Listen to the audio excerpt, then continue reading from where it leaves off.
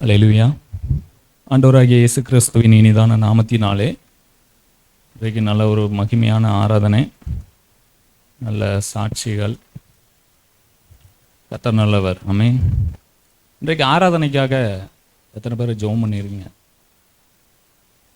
இன்றைக்கு ஆராதனை, சபையில் நடக்கிற ஊழியங்கள், இன்னும் இந்த யூத் மீட்டிங் எல்லாத்துக்காகவும் ஜெபம் பண்ணுறீங்கல்ல? கர்த்தர் நல்லவர். ஆமென்.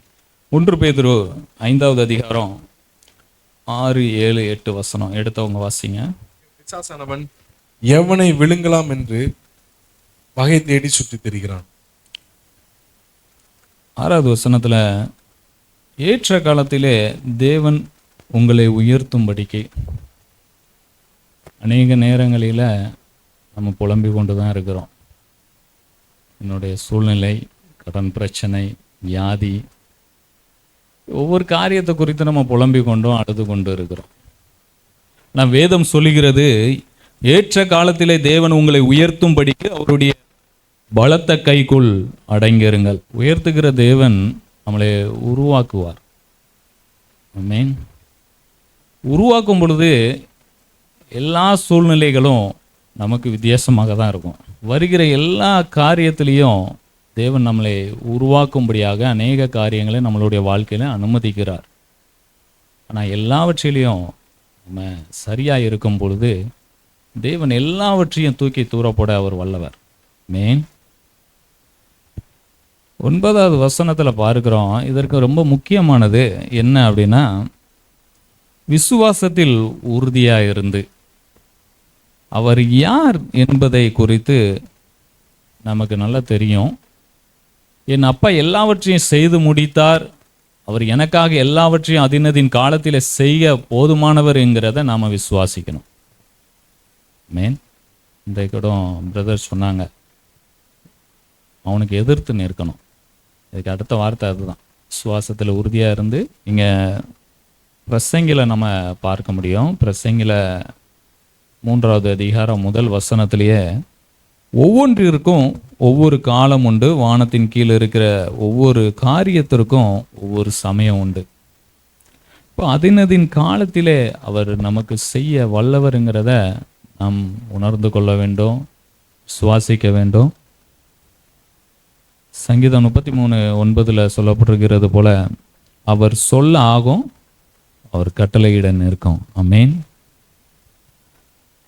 பிசாசு சில நேரத்தில் சொல்லுவான், இது உன்னால் முடியாது, இது நடக்காது, இது கூடாது. விசுவாசத்தில் உறுதியாக இருந்து அவனுக்கு எதிர்த்து நிற்கணும். அவரால், என் ஆண்டவர் எனக்கு எல்லாவற்றையும் செய்து முடித்தார் என்கிறத நாம் உறுதியாக விசுவாசிக்கணும். மேன் சங்கீதக்காரர் சொல்லும் பொழுது, சங்கீதம் 30:11 வாசிங்க. பார்க்கிறோம், என் புலம்பலை ஆனந்த களிப்பாக மாற பண்ணினேர்.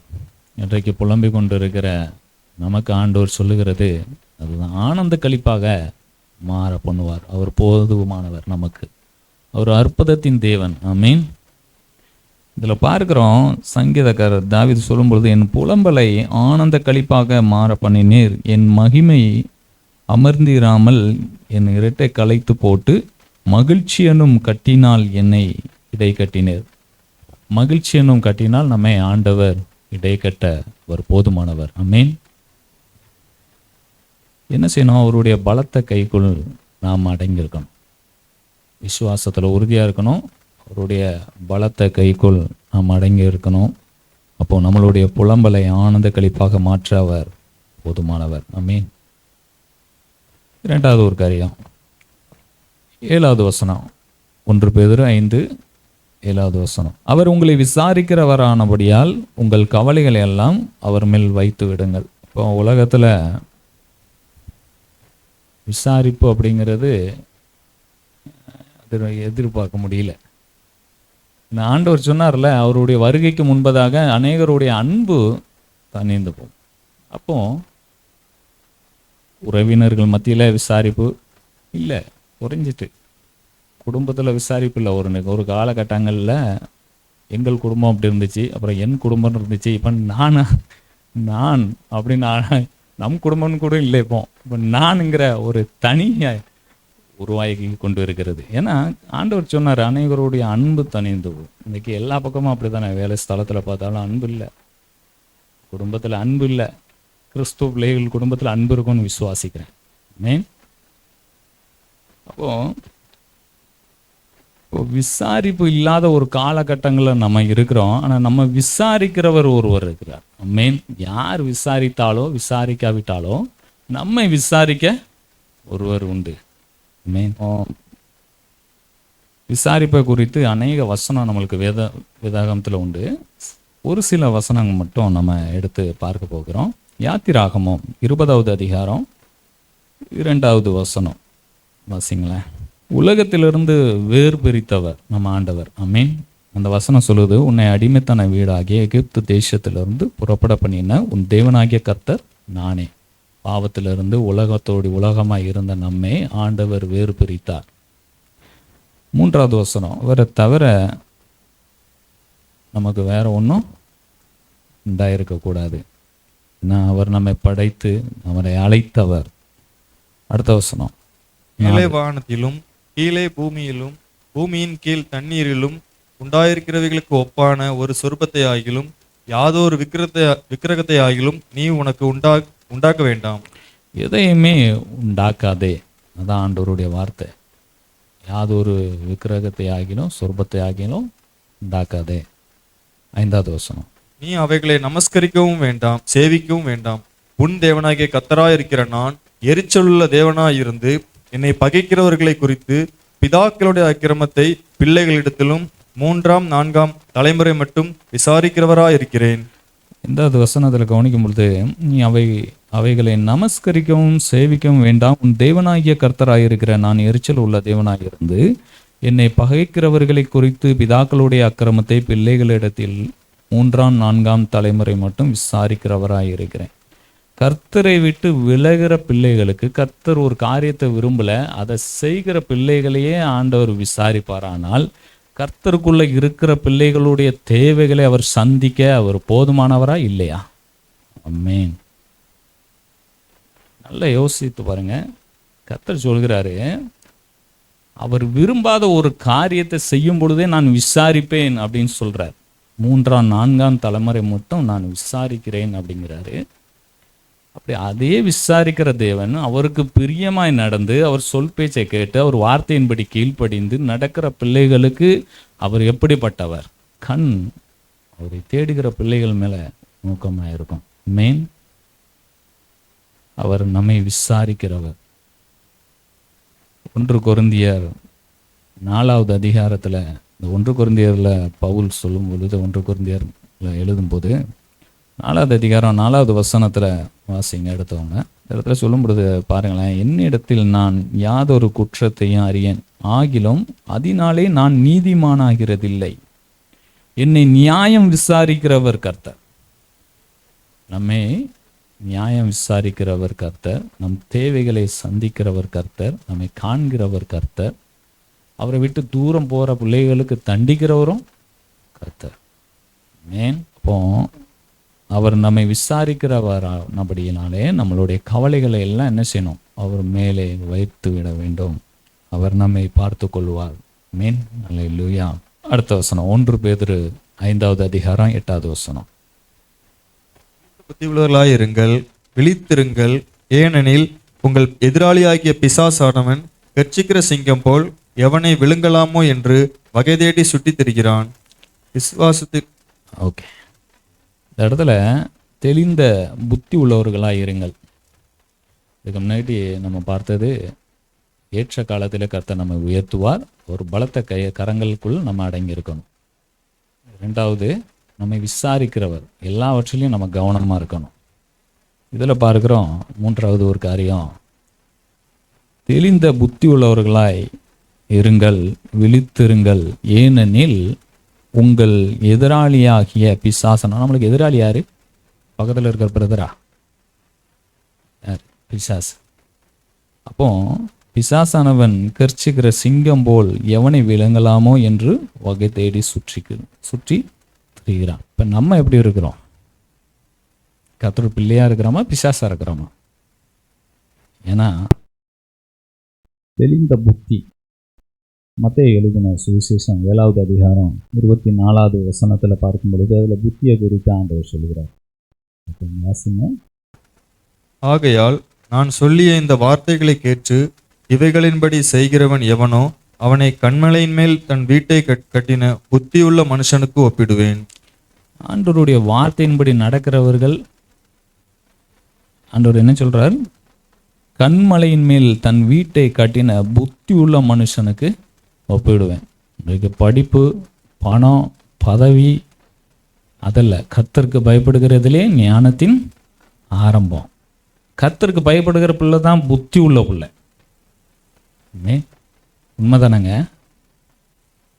கர்த்தருக்கு யார் பயந்து கர்த்தருடைய வார்த்தைக்கு கீழ்ப்படிந்து நடக்கிறாங்களோ அவங்க தான் புத்தி உள்ளவர்கள். அவர்கள் தான் ஞானி. உலகம் இன்றைக்கு அறிவாளின்னு அநேகரை சொல்லும். கர்த்தருக்கு பயப்படுதலே ஞானத்தின் ஆரம்பம். ஆண்டவர் அவர்களை தான் யாரை சொல்கிறார்? என்ன சொல்கிறாரு? கண்மலையின் மேல் தன் வீட்டை கட்டின புத்தி உள்ள மனுஷனுக்கு ஒப்பிடுவேன் ஆண்டவர் சொல்கிற வார்த்தை. அப்போ கர்த்தருடைய வார்த்தைக்கு கீழ்ப்படுகிறவர்கள் புத்தி உள்ளவர்கள். ஆமென்.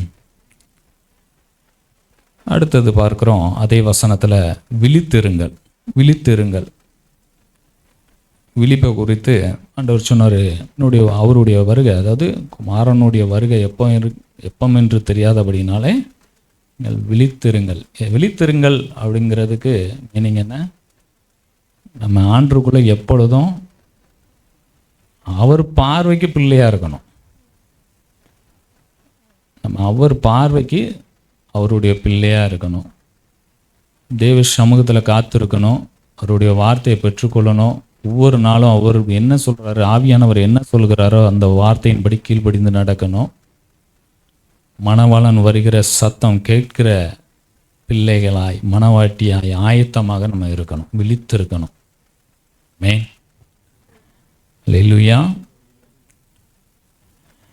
அடுத்தது பார்க்கிறோம், ஏனெனில் உங்கள் எதிராளியாகிய பிசாசானவன் கர்ச்சிக்கிற சிங்கம் புலி எவனை விழுங்கலாமோ என்று வகை தேடி சுற்றி திரிகிறான்.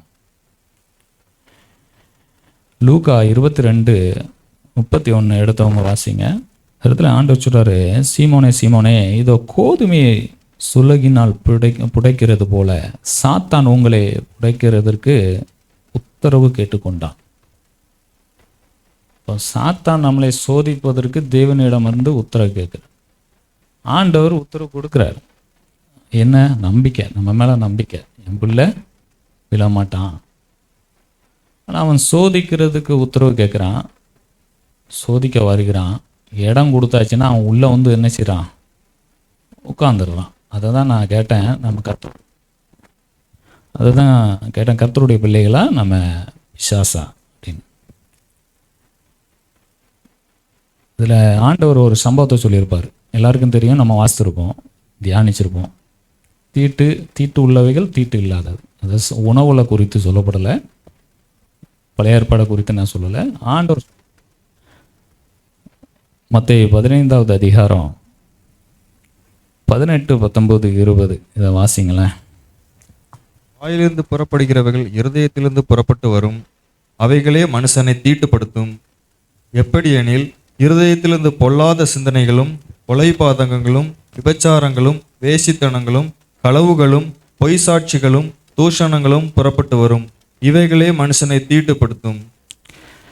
ஆண்டவர் இன்றைக்கு சொல்லும் பொழுது தீட்டு இல்லாதவைகள்னு சொல்லி சுருக்கமாக ஒரு காரியத்தை சொன்னார். அதை நம்ம இப்போ பார்க்க வேண்டாம். இப்போ நம்ம பார்க்கறது தீட்டு அப்படிங்கிறது தேவன் பார்க்க கூட அதை விரும்பலை. ஆண்டவர் அருவருக்கிற காரியம். அவர் பாவம் பாராத சுத்த கண்ணர் நம்ம பார்க்கிறோம். ஆண்டவர் எதை குறித்து தீட்டு சொல்லியிருக்கிறாரு?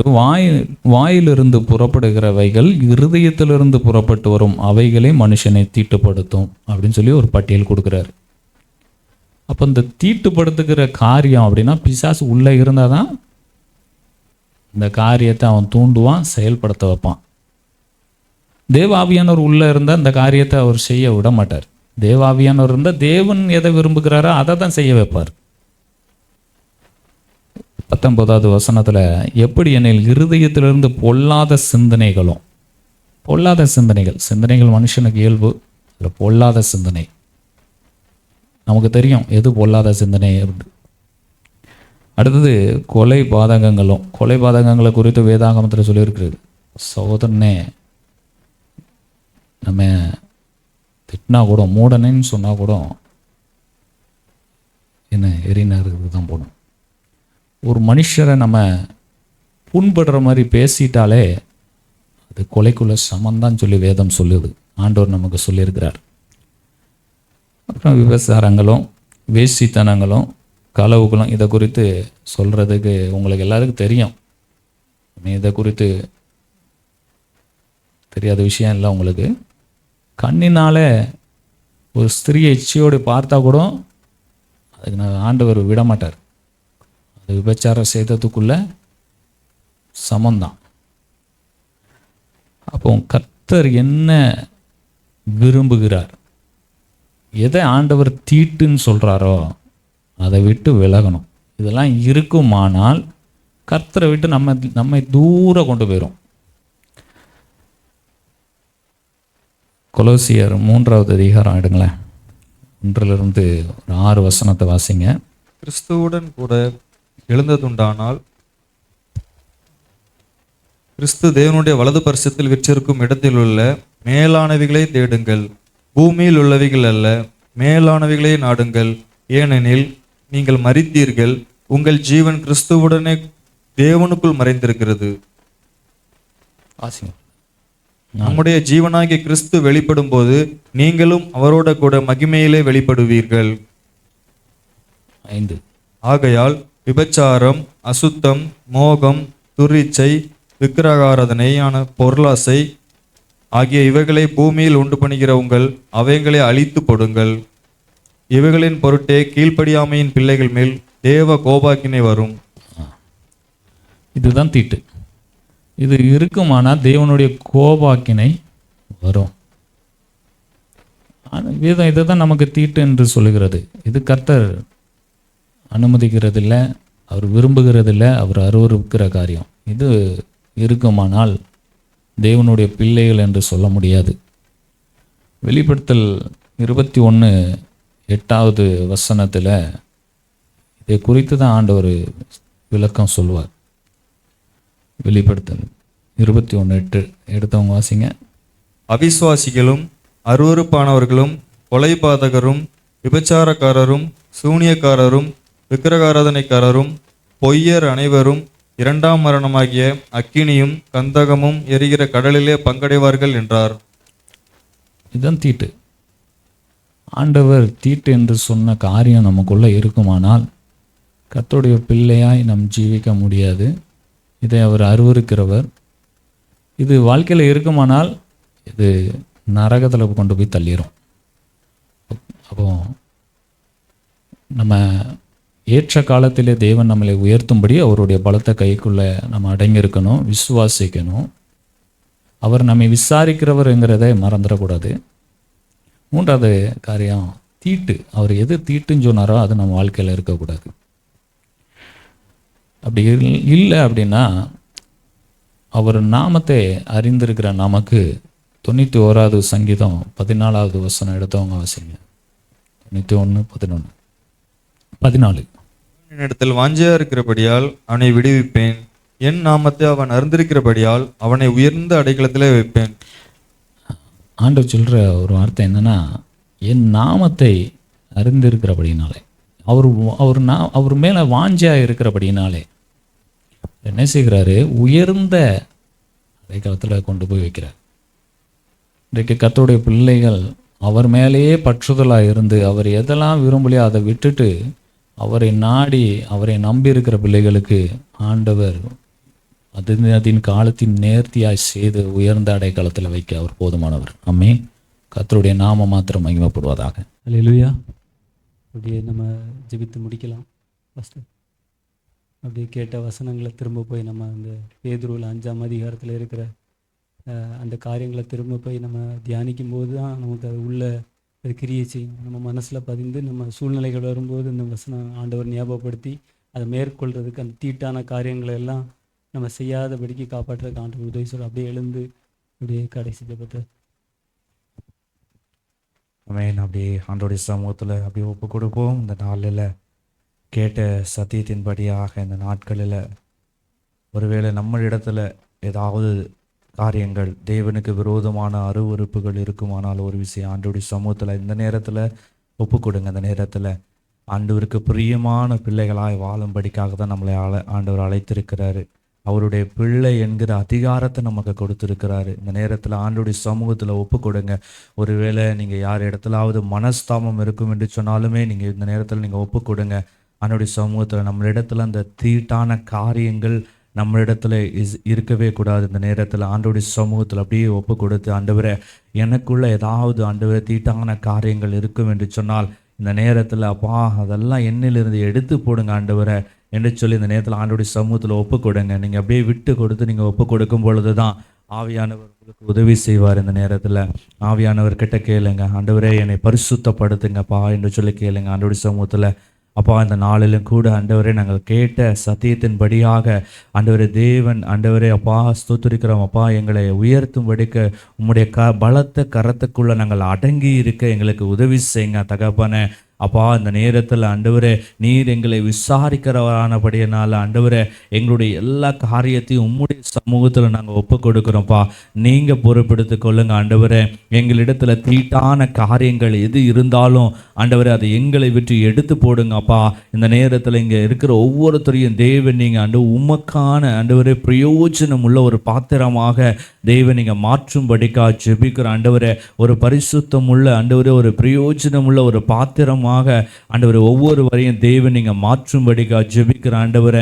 அப்பா ஸ்தோத்திரிக்கிறோம். பிசாசு எந்த சூழ்நிலைகளையும் ஆண்டவரே உங்க பிள்ளைகள் மீது ஆண்டவரே இங்க இருக்கிற ஒவ்வொருத்தரும் மீதும் கை வைக்காதபடிக்கு ஆண்டவரே ஒவ்வொருத்தரை சுற்றிலும் வேலி அடைக்கும்படிக்கா ஜெபிக்கிறப்பா. ஆண்டவரே ஒவ்வொருத்தரை சுற்றிலும் தேவன் நீங்க வேலி அடைத்து ஆண்டவரே வேலை ஸ்தலங்களில் அவங்க இருக்கிற கேம்ப் பகுதியில் ஆண்டவரே சப்பா அவங்க இருக்கிற கோட்ரஸ்ல ஆண்டவரே அப்பா ஸ்தோத்திரிக்கிறோம்.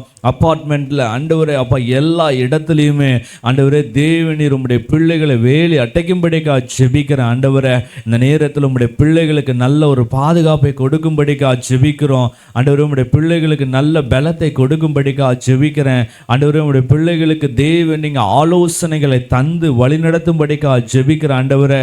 ஆண்டவரே ஸ்தோத்திரம். இங்க இருக்கிற ஒருவர் ஆகிலும் எந்த காரியத்திலும் ஆண்டவரே விழுந்து விடாதபடிக்கு சோர்ந்து போய் விடாதபடிக்கு ஆண்டவரே ஸ்தோத்திரிக்கிறோம். தீட்டான காரியங்கள் அகப்படாதபடிக்கு ஆண்டவரே ஒவ்வொருவரையும் தேவன் நீங்க ஆண்டவரே அப்பா பரிசுத்தம் உள்ள ஆண்டவரே சந்ததியாய் தேவனீர் உமக்காய் தெரிந்து கொள்ளப்பட்ட ஒரு சந்ததியாய் தேவன் நீங்க மாற்றும்படிக்கா ஜெபிக்கிறோம் அப்பா ஸ்தோத்திரிக்கிறோம் ஆண்டவரே. இவர்களை ஆண்டவரே அப்பா ஸ்தோத்திரிக்கிறோம். உன் விரல்களை போருக்கும் உன் கைகளை போருக்கும் உன் விரல்களை யுத்தத்திற்கும் படிப்பிக்கிற கர்த்தர் ஆண்டவரே. இந்த நேரத்தில் இங்க இருக்கிற ஒவ்வொருவரையும் தேவனீர் அப்படியாய் பிசாசுக்கு எதிர்த்து நிற்கிறவர்களாய் ஆண்டவரே அப்பா சாத்தானுடைய எல்லா சவால்களையும் முறியடிக்கிறவர்களாய் ஒரு ஆண்டவரே தேவ சேனையாய் தேவன் இவர்களை எழுப்பும்படிக்கா ஜெபிக்கிற ஆண்டவரே. அப்பா தொடர்ந்து இன்னைக்கு வந்தது நல்லது என்று சொல்லி அறிந்து கொள்ள உதவி செய்யுங்கப்பா ஆண்டவரே. இன்னைக்கு வர தடைப்பட்ட பிள்ளைகளை தேவன் நீங்க ஆண்டவரே இந்த வார்த்தையின் நிமித்தமாய் ஆண்டவரே அவங்களை ஆண்டவரே நீங்க தட்டி எழுப்பும்படிக்கா ஜெபிக்கிற ஆண்டவரே. அவங்களையும் வருகிற நாட்களில் ஆண்டவரே இந்த வாலிபர் கூடுகையில் ஆண்டவரே சப்பா ஆப்சண்ட் ஆகாம ஆண்டவரே ஒவ்வொரு நாளும் கலந்து கொள்ள ஒவ்வொரு வாரமும் கலந்து கொள்ள தேவன் நீங்க கிருபை பாராட்டும்படிக்கா ஜெபிக்கிறேன். தொடர்ந்து உம்முடைய கரத்தில் ஒப்பு கொடுக்குறப்பா ஆண்டவரே. செய்தி கொடுத்த மகனை இன்னுமாய் நீங்க மறைத்து வெளிப்படும்படிக்கா ஜெபிக்கிறோம் ஆண்டவரே. தொடர்ந்து நீங்க மகிமை அடையும்படிக்கா ஜெபிக்கிறோம். எல்லா துதி கன மகிமையாந்து ஒருவருக்கே செலுத்துகிறோம் மீட்பர் இயேசுவின் மூலம் நல்ல பிதாவே ஆமென்.